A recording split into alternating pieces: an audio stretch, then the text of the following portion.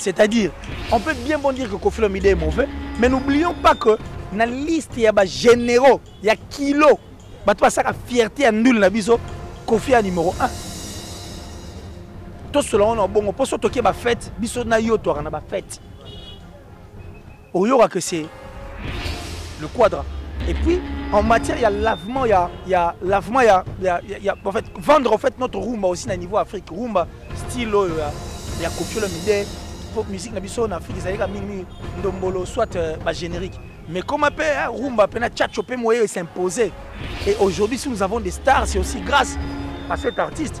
Sur vraiment pour moi le moins mouké tu es l'euro bon soit peut-être mouké va décommencer par là pour moi l'euro va estimer que ça m'a bendé il faut détruire ouais quelque chose qui est entre parenthèses il faut détruire maintenant ces grands artistes ça dit cette force de notre musique non il y a mieux à faire que ça il y a mieux à faire parler de toi sans pour autant passer par une autre personne ou soit pour autant passer par une personne c'est dans ce sens moi j'ai toujours été derrière tous ces artistes qui n'ont pas de voix.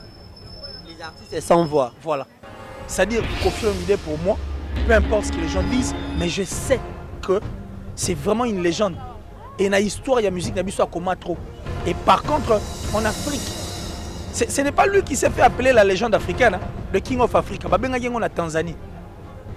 C'était les Tanzaniens. Et puis, ils ont première fois. Vous comprenez? Le roi et puis voilà. Donc moi j'allais tout simplement dire que c'est une fierté et une force de notre musique. Alors ça vaut la peine. Ça vaut la peine. Le roi est événement connu de tous. Je n'avais pas le choix, je devais y aller. Natal trop fort, il va remettre et puis tu es on est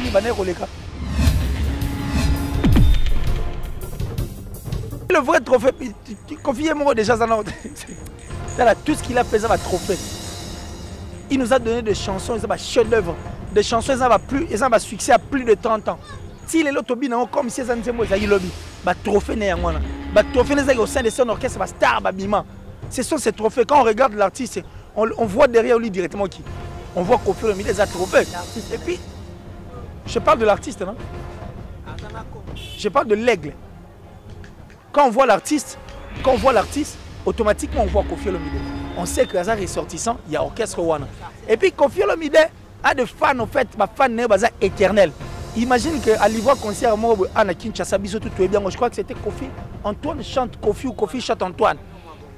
Bah tout les cas tellement trop. Ligola piscine kilo les gars qui mingi piscine et ça fait c'est bah dinga na mai. Imagine t'as dit na mai abimi na mai na wana boy ko kende. Atira les gars au Koffi Olomide. Ce sont des trophées bah trophées de yangwana. Ça dit moule robeta mais mouta bon on a parlé pour yandouli. Bah trophée yangwana. Il n'avait pas besoin de ça. Mais comme on a estimé que Koffi Olomide a une légende, alors Koffi Olomide, puisque le trophée le problème de Koffi Olomide, il est où? Il est nulle part. Ça va remettre officiellement et puis en public. Ils ont dit que Koffi est la légende. Sigo, où est le problème de Koffi dans tout ça? Mais là, tu dis quoi par rapport à tous ces gens qui disent que non, trophée Simanda ou trophée Moyebanité? Nabia. Mais ce n'est pas pour rien que Koffi a bien dit que PCA en public. Pour ceux qui ont en terme, il y a raflé le trophée. Koffi Olomide a raflé 4 Cora. Et c'était en présence de Nelson Mandela. Moussou même Michael Jackson à Zalava. On comprend que nous les Maramba vieux, si les comme ils disent Yemba Nebetande. Allez, retrouvailles Emeli Alias, retrouvailles Papa. Les gens vont rigoler. Oui, par exemple, musicien Moussou Norobatchara Awa. Mais si tu as nos sabango, dans la génération Simaboué, il y a maintenant un orchestre rebelle. Oui, maintenant, il y a des combats de passe. Oui, il y a des là. Tu as dit la musique en 1950. Tu as vu un instrument. L'orchestre est monté, il y a des bois. Oui, bango. Il y a une voix. Il y a une et puis il a compris, pour faire comprendre sur le monde de nouveau, qu'il a une très très belle voix. Sa voix elle est tellement belle, elle est tellement forte, puissante, et ma corde vocale accompagne. Est-ce que le romo bang ça se combat tout? Quand vous parlez, faire et chante. Soka bil bolobi ya yembi. Soka bolobi ya yembi. Bolobi ga ya yembi. Soka bolobi ga ya yembi. C'est cette peur là. Et on va retrouver Babindombe avec sa deuxième voix magique. On va retrouver Meli Alias de Mingongo. On va retrouver Macintosh, Spoon, Tsengo, Godi Bende, Bila, Vanda, Nasewana. Adjani, nous n'en parlons pas. Et puis, vous, c'est Léo Scam.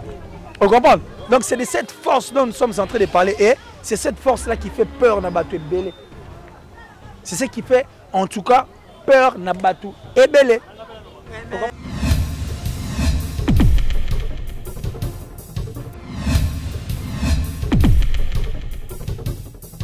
Voilà, merci beaucoup à tous les abonnés à Emergence One Télévision.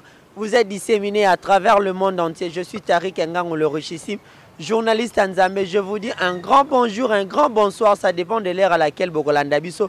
Je vous souhaite également un bon début de la semaine. Vraiment, nous sommes lundi, début à semaine et bandi. Nzambe Oto Sambe Lara Aza Nabino partout dans le monde entier. Sans Nzambe Mahaming, Nzambe vraiment Chabino Loboko avec la pandémie, ils ont dérangé Mokili. Nzambe Aza Nabiso.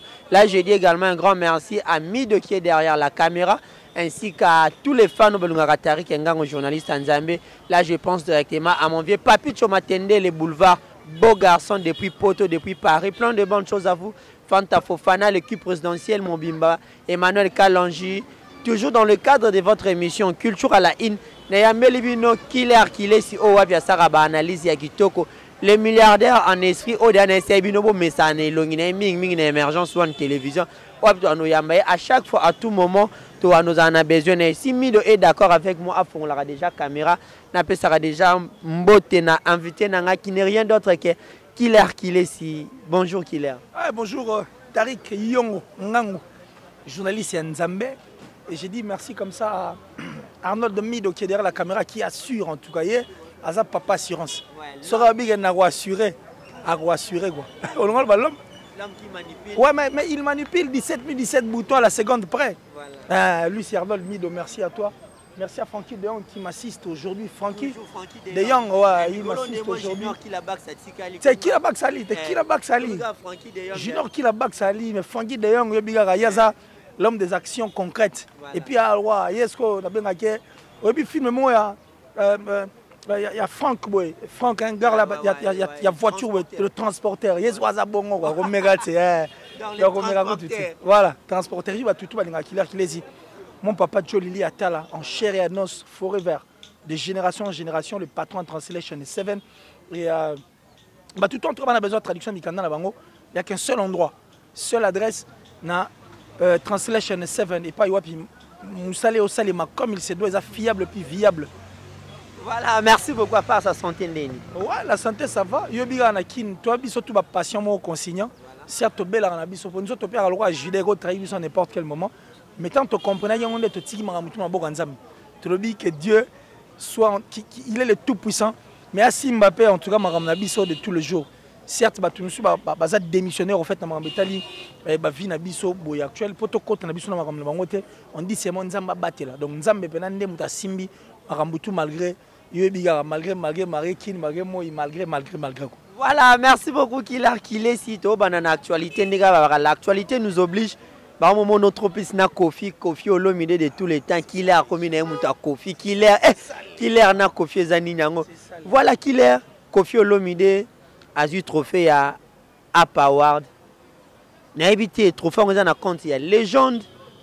Il y a musique africaine, il y a musique congolaise. Expliquez son nom, moi, beaucoup plus de comprendre parce que toi, tu étais présent lorsque Bando PCA trophée wana ensemble avec la communauté après Sopeza Kiwana. Tu nous expliques un peu les trophées à Apawana. Tu as vu que App est aux États-Unis, mais tu comprends était comment ça awa. Tu peux nous expliquer d'abord. En fait, parce que c'est que tu as dit, je ne veux vraiment pas me justifier parce que généralement, c'est justifié. Mais il faut qu'on essaie un peu de créer la lanterne. Parce que on dirait. Rapidement. Tout à l'heure, là, tu m'as dit que Killer, Kofi,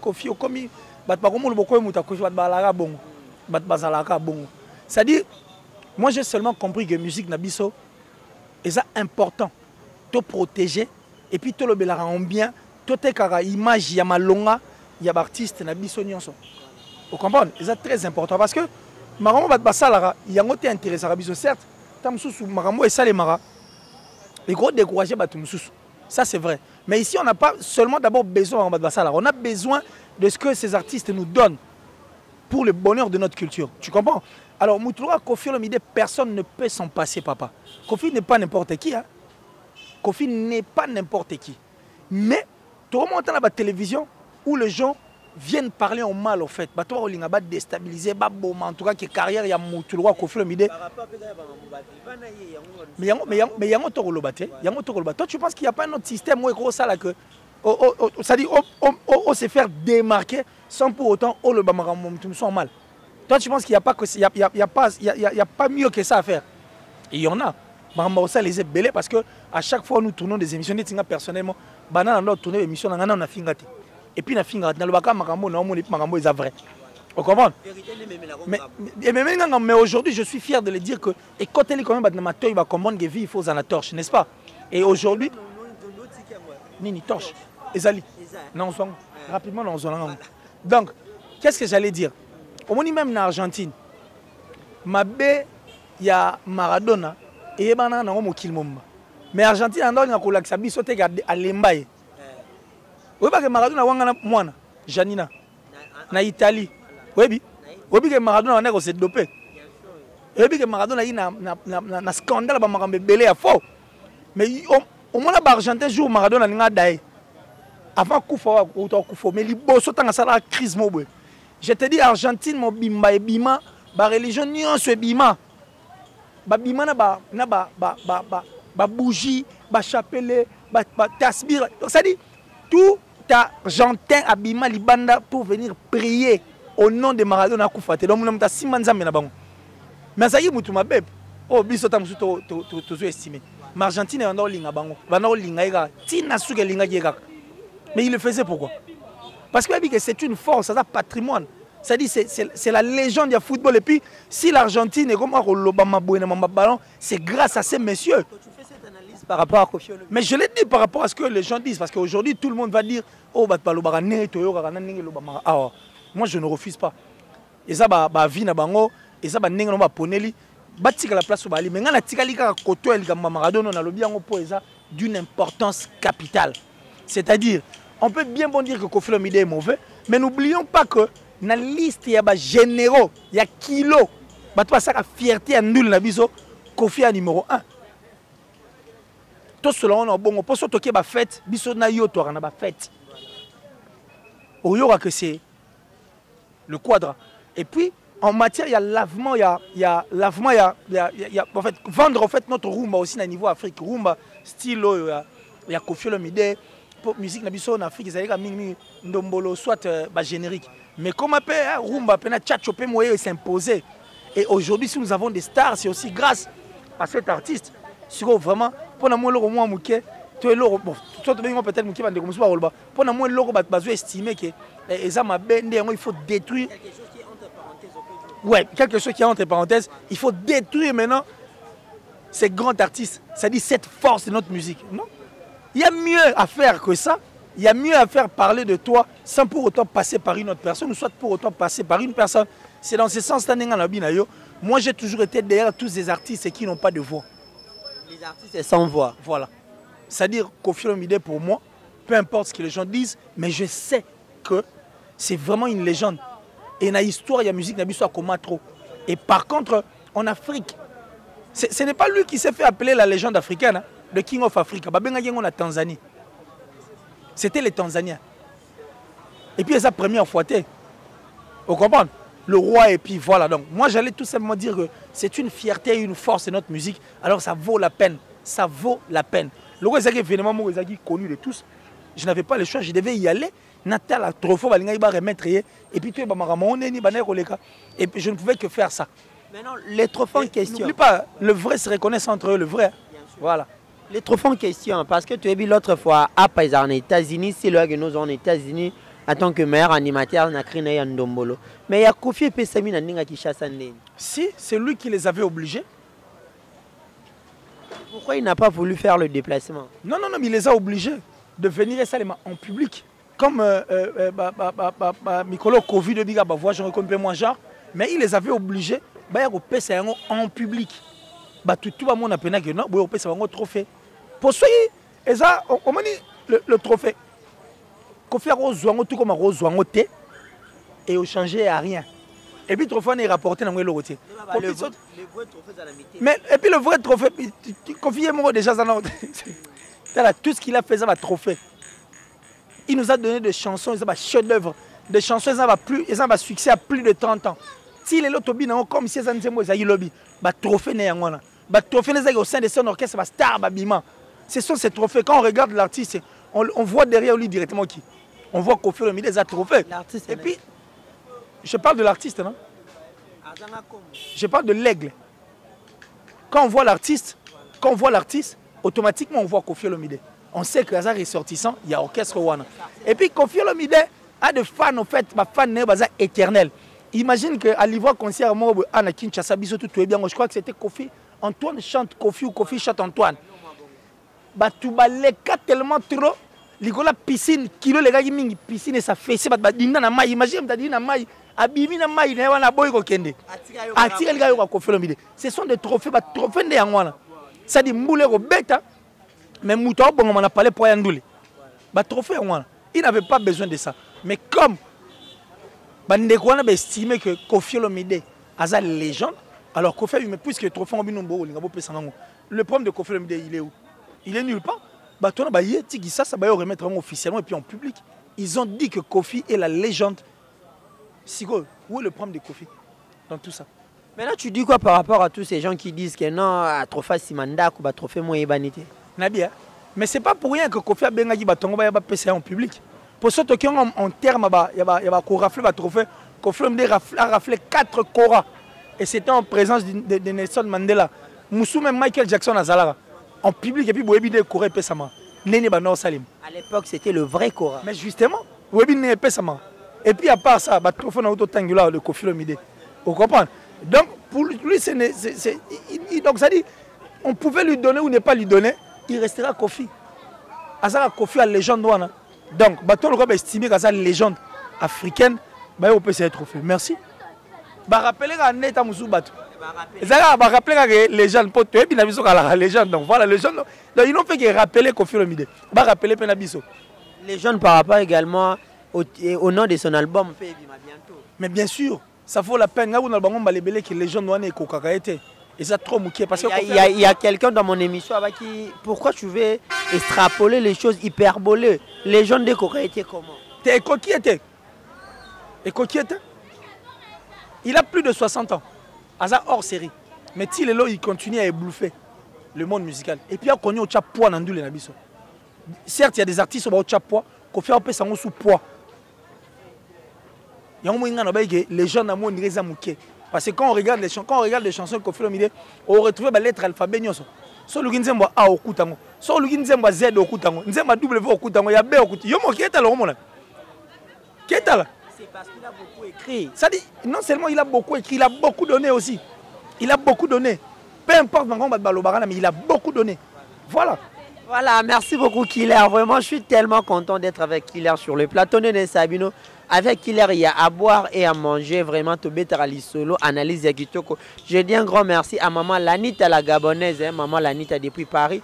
Plein de bonnes choses à vous. Maman m'a dit Wembo, Divi chez Oumoso. Killer, qui est ici. Fait rigola. Tout le monde sur là, les padres, moi, mouké. Fait rigola. Tobé, est-ce qu'on est solo. Tobé ma solo. Il y a des artistes qui ont comparé bango. Des artistes qui n'ont peur de rien. Ici, on parle des artistes qui sont comparables. Non, mais tu vas comparer faire à un niveau, on a été musicien local. Bon, tout ça, innocent. Bon, tout ça, Davido. Bon, tout ça, Gim, ça, la diaspora. Si il y a un incomparable, il y a un comparateur, un chauve-souris.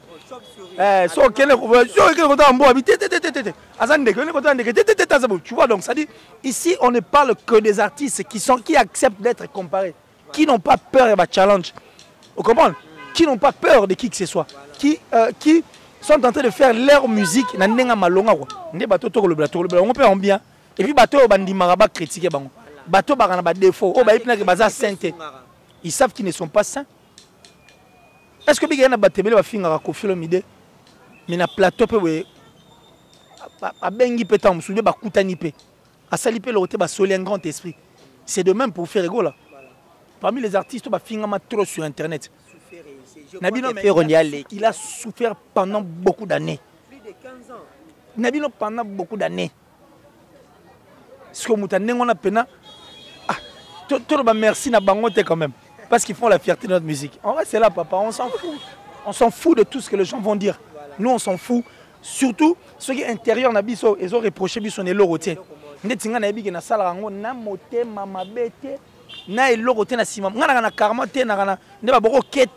avons non, chez moi, ces histoires-là n'existent pas.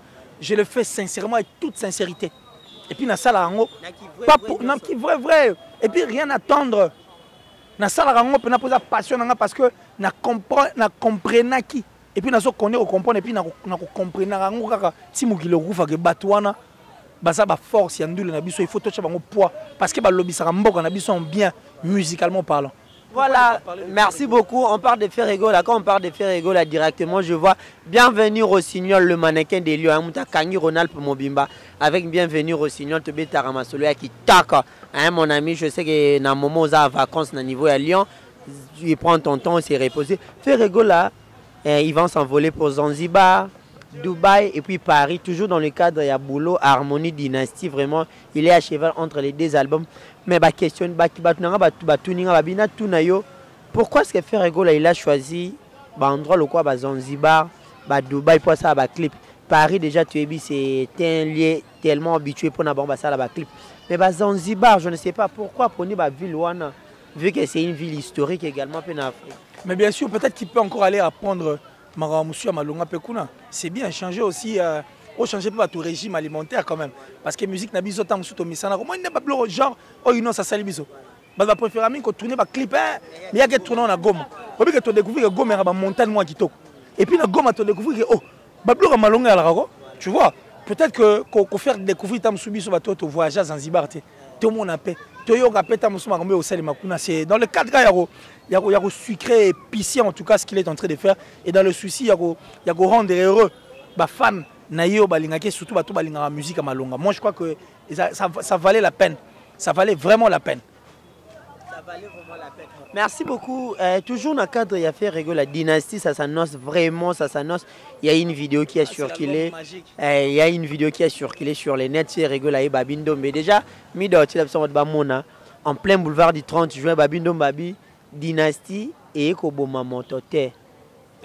Mais Ekoboma musique, je sais pas.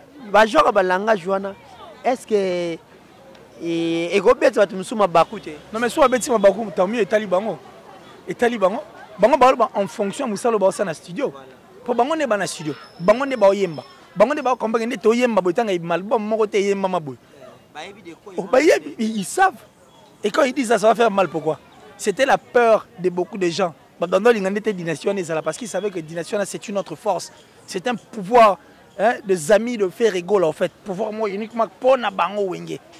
Et c'est cette grande peur, connaissant que nous n'avons pas comment on sa identité nango. Parce que musique n'avons pas comment on dirait moi jarga fort, ça dit musique est longue na voix. Ba comme ça en place mususu, ba tchango côté mususu et puis ba comme côté ça ba vie na kati ya musique et comme ba followers et comme ba abonnés comme ça dit ils nous ont embrouillé complètement. Il faut si là parce que toyaki et si la tendeni. Toyaki fait ton panzango ça dit balongo lindule ba déplacer ndule ba tayango na taille na parce que ba comprendre que biso to to l'internet ba tayango na taille na bango pour so bo sali tour ko to bazong sabino kana registre bo sali tour ko to benem no kana registre oh mais bino viango likamni nyango musique ya rapé boyete est-ce que ba comprendre que nous les maramba vie si les comme ils go yemba nde betande allez retrouver ya Emeli alias retrouver ya papa na le belo mo nya lo ba les gens vont rigoler oui, par exemple, les musiciens ne pas mais si tu as nos sabango, la génération Simaboy, bah oyem matin na orchestre rebelle. Oyem manon neni ba tozo te to tangi ba combat ba oyo passe. Oui, que Ferrego là, tu kozong sa tati na musique en 1950. Na voix na oso ba tien instrument oyem. L'orchestre monté elinga eboya. Oui bango. Na ninga voix. Na ninga oyemba. La voix limpide. Et puis il a compris, pour faire comprendre sur le monde de nouveau, qu'il a une très très très belle voix. Sa voix elle est tellement belle, elle est tellement forte, puissante, et ma corde vocale accompagne. Est-ce que le roman bang ça se combat tout? Quand vous parlez, faire et chante. Soka bil bolobi ya yembi. Soka bolobi ya yembi. Bolobi ga ya yembi. Soka lobi ga ya yembi. C'est cette peur-là. Et on va retrouver Babi Ndombe avec sa deuxième voix magique. On va retrouver Meli alias de Mingongo, Basonge wana. On va retrouver Macintosh, Spoon, Tengo Godi Bende, Bila, Vanda na Sewana. Adjani, nous n'en parlons pas. Et puis vous c'est Léo Scam. On comprend? Donc c'est de cette force dont nous sommes en train de parler. Et c'est cette force-là qui fait peur na Batu Ebele. C'est ce qui fait, en tout cas, peur na Batu Ebele. Killer, tu penses quoi quand il y a tout un groupe de gens, Sangani, ils font des émissions ainsi que des analyses, non, ils se sont ligués pour combattre un artiste mort boyé. Oyo, Moni Gaza supérieur na bango, tu vois, Sangani, bango, surtout ba c'est KO. Oh, c'est la sorcellerie. Moi, je l'ai toujours dit dans toutes mes émissions. La sorcellerie n'est pas un travail d'équipe. Si tu es sorcier, il faut rester sorcier seul. Il ne faut pas associer les gens. Mais quand tu es sorcier, il faut associer au mot. Toi, je pense que tu es pour moi. Bah maison là pour moi bah combo bah c'est ta combo bah pour son goût bah il pense que bah tout bah pour moi rendre bon bah pour moi. Oh et ça fausseté c'est la peur. C'est toujours la peur. C'est toujours tu comprends non que c'est la peur. Et puis en dehors de la peur il y a un moment bah non il y a indeni. Il y a le roi moi bah papa kala bah il c'est moi non il y a un moment là oh biloko kati bah maman bah roli en côté. Pour bah il y a qui toko quoi. Vous comprenez? Si vous découvrez que ça marche, si vous avez dit que oh, ebola mango makasi, alors là mango bien que les gabiso et ça la faux. Bango bangi sabino. C'est de même na bango. Et comment ils sont faire l'ingé mané en anglais bon, alors dit pour faire ça nyatika. Bah non ça on encore parce qu'ils savaient que soit yemi en anglais, ako yemba tellement qui to et reverser bango. Yemba non ça ce qu'on dit. Y'a le roi. Tu es mis na mutentel bon Hollanda it. Bon total so bon Hollanda. Bah décourager déjà. Non, je veux pas dire bah non décourager les pattes psychologiquement. Décourager. C'est un découragement, non? Si on va faire on comprend. Et c'est ce qu'on rêve. Parce que c'est la peur. Ils savent qu'eux ne seront pas en mesure de faire ça. Au moment où ça s'appelle Ligue Moine. Tout le ballon dans bon. Et ça, les matés. C'est la peur. Ça, là, ils sont en train de dire ça pour décourager. Ils oublient qu'il y a 2 albums. Faire Sali Harmonie et Sali Dynastie. Si on va faire un album. C'est la peur, papa. Et puis quand on est sorcier, bon, soit. La sorcellerie n'est pas un travail d'équipe. Il faut être sorcier seul. Il ne faut pas associer les gens à la sorcellerie. Voilà. Toujours dans les dossiers à Dynastie, il y a eu Sankara qui a parlé au moins du bien. Il y a ancien collègue qui est basé dans la maison mère. Malgré tout, lui n'était pas chanteur, mais ils travaillaient ensemble dans la maison mère. À lobby en bien sur Dynastie, sur Ferrego, là, sur Babinde, mais ainsi que sur tous les autres. Ben, mais il a compris et ça valait la peine qu'il dise ça parce que Batouana ils ont été pour beaucoup au sein de cet orchestre maison mère. Oh ben là ça là que bango ba travailler yo comme au liapela ya musalo bango ba sala. Vous comprenez? Et puis Batouana barandaka aussi célèbre na banzemu na bango. Vous comprenez? Donc ça valait la peine. Là je crois que il s'est pas trompé. Il a seulement dit ce qui est vrai quoi. Moi quand une personne dit ce qui est vrai que toi n'a pas apaisé quoi. Ah, la vérité n'est pas la non mais bon attention le bien on zappe ma bête ma bête on zappe bon nani ba aida était na vie nani ba aida était na vie et c'est important même les américains ba ça là en haut ça dit moi américain moi ya combo mais petit moi mukia ye bo na succès na ye mais amoni que vient na lali asanga na les actualités na likamo actualité la visibilité na succès ba yo que la ngo sonité bon yo lo baka wana faire écoute mutabenge mo obage na osenga siko ya osenga afuti mbongo asengi zusu kasi ayo osenga na bondelite a luka de l'aide humblement ya biso wat abondeli ochela mais faut futa caché mais faut futa bongo yo sana muto apiting nene aussi l'auto futa c'est chop chop so pe chop chop bi bende c'est bon tu yembi quoi. Voilà, merci beaucoup Killer vraiment vena biso ETC mido ala la sous la palette ba o luge mabe quoi émission na babi endombi il y a des gars ETC vena biso bongi c'est la mido nzela azonga calme na yolo akota parler tranquillement. Voilà, merci beaucoup. Un grand merci à WTC de Lola, WTC de Bruxelles, Babi. Zala na Kimia et Logo. On ne peut pas nous intimider. Biso tozara pour nous ça ça musana to mesana papi ça pour chef de ville plan le tamba l'architecte et l'ambassadeur le revendeur mtate kami tuka solo Killer qu'il est ici. J'ai une question, moi, très pertinente par rapport à l'évolution. Il y a l'orchestre, il y a un cannabis. Comment est-ce que le musicien évolue? Les fonctionnements des orchestres de notre pays, surtout il y a un cannabis, et surtout beaucoup plus il y a ville la ville capitale Kinshasa. Évolution, fonctionnement, au monde, ça nécessite vraiment toute une émission. Et nécessite une émission parce que... bien sûr, en résumé. Bon, en résumé, il faut tout arriver à changer. Tout structurer, tout faciliter les tâches. Au sein des orchestres, ça vaut la peine. Vous comprenez? Toi, la mboga état de droit. Tu comme une mboga état de droit. Ndenge toro, ndenge ba koyebisa biso na o to mona na miso.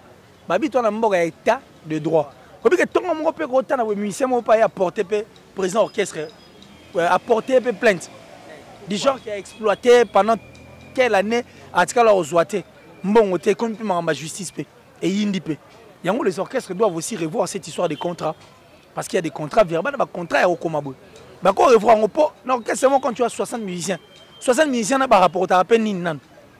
Ils emmènent quoi pour la force de cet orchestre? Ça n'a ni de concret. Et ça, il faut revoir. Parce que la musique, comment changer, comment ça peut faire même sous. Il faut mettre des gens qui sont forts, des personnes qui apportent leur touche, des personnes qui apportent. C'est-à-dire, Pierre n'a pas savoir, n'a pas comme bazo contribuer à Moussa Loyozo Sal. Mais voilà. Mais si les bateaux bazo vivre na force na yo, c'est de là où vient le plus grand problème. Yango a lancé challenge na défi. Ba musicien tout y a orchestre. Boya ka koloba makambo ya présidenté. Passer à la télévision, passer na ba média nyo sobino bo lingela wana.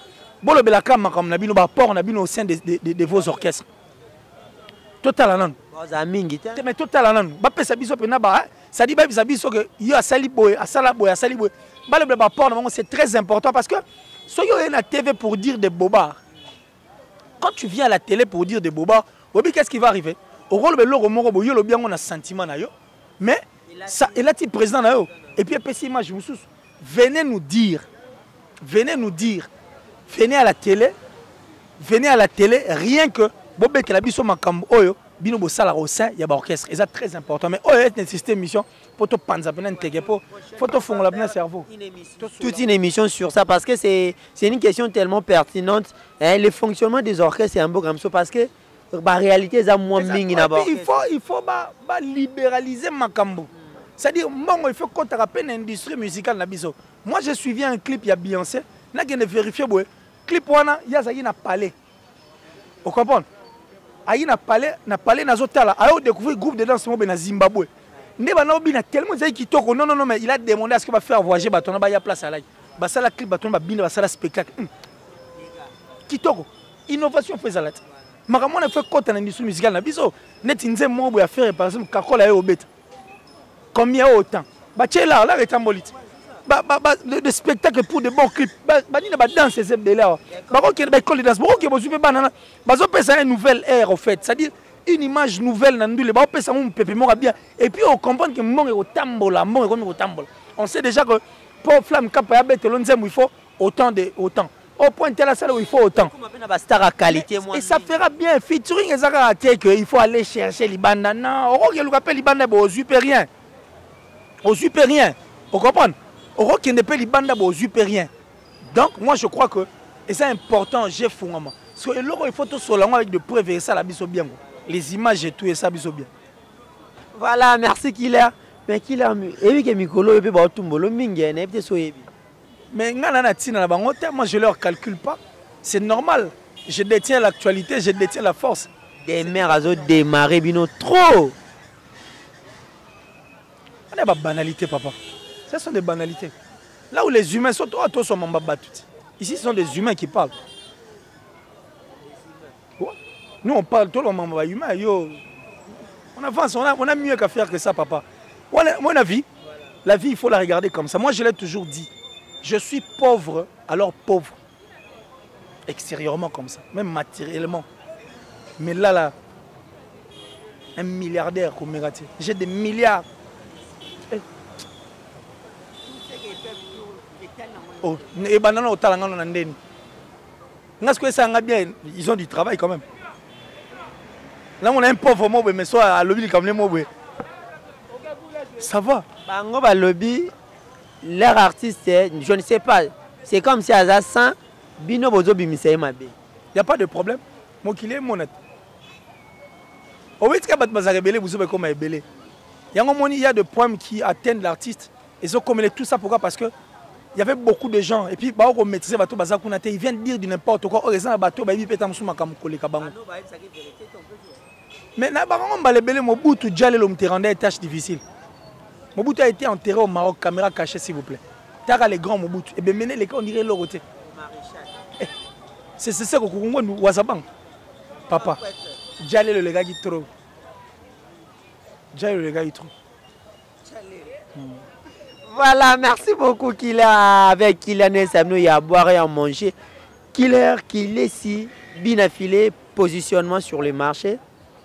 Un très bel album. L'invité Soju d'Attend au Yokango. J'avais auditionné une chanson à Emma Gondé Rediboul. Dis-moi, on l'appelle bien. Le clip à HB, Achille Baloum. Non, Achille, toi, il te faut une émission aussi. Il faut te expliquer que tu es un grand.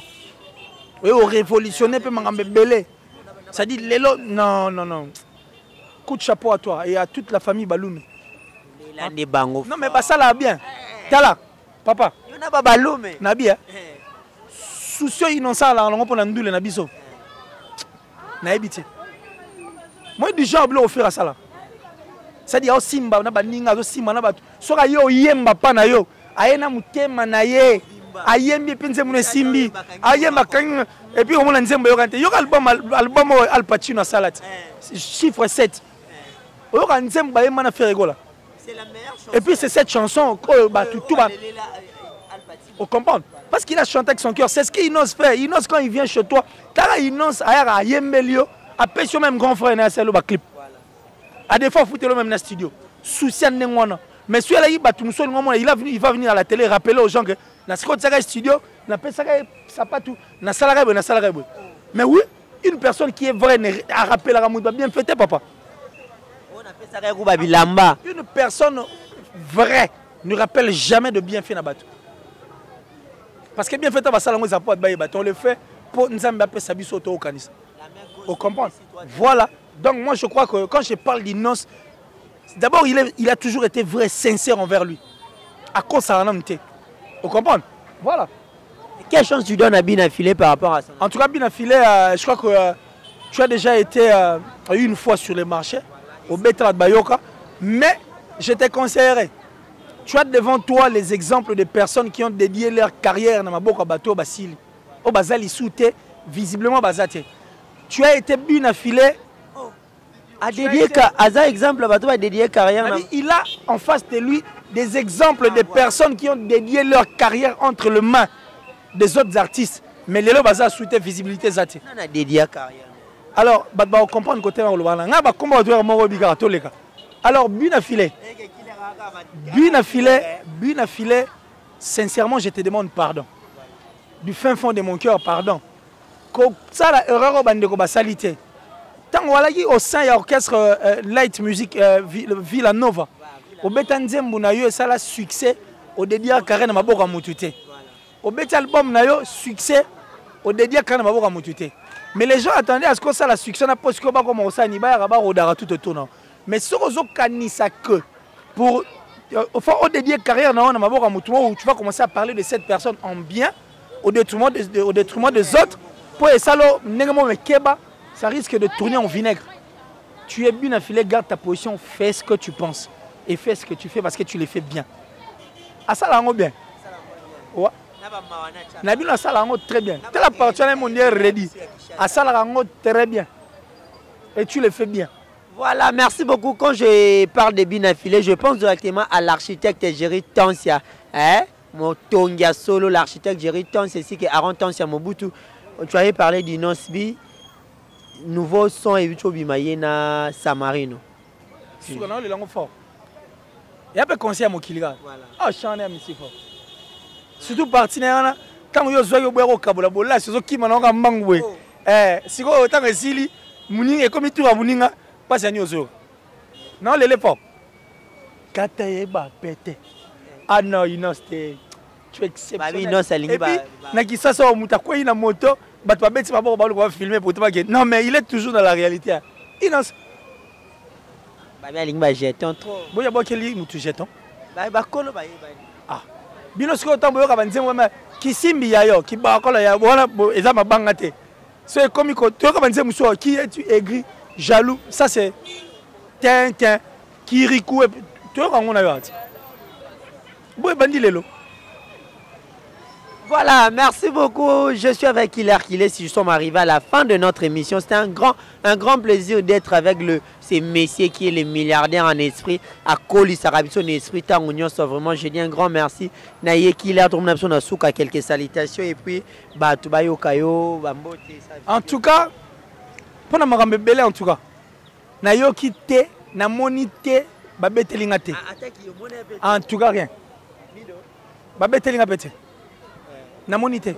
Na yo qui te va mettre le oh. Rien du tout. Rien. En passant par rien. Rien naébissio. Attendez ça rien. Na yo qui te na monité ba bete le pengate. Salutation comme ça. La sorcellerie n'est pas un travail d'équipe. Si tu es sorcier, reste sorcier seul. Faut pas associer des gens. Sorcier. Ndoki. Kadiam Pemba. Reste seul sorcier. Reste seul en toi, il ne faut pas associer les gens. On n'a pas besoin de devenir sorcier comme toi.